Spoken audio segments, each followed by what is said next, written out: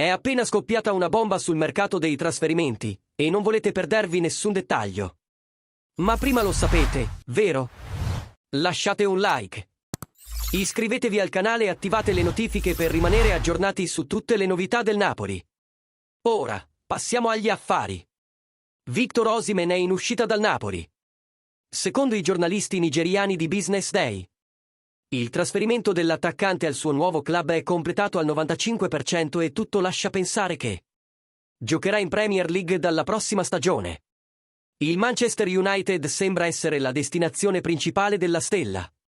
E gli inglesi sono pronti a pagare i 75 milioni di euro della clausola rescissoria. Osimhen, che ha brillato con la maglia del Galatasaray, tornerà al Napoli a fine stagione. Ma la sua permanenza nel club di Aurelio De Laurentiis sembra ormai esclusa.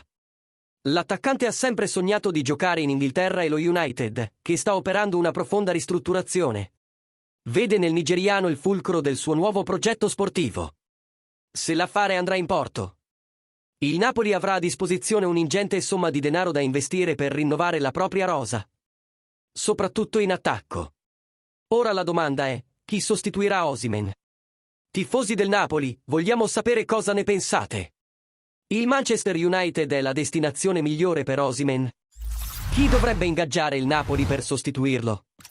Lasciate un commento e partecipate alla discussione.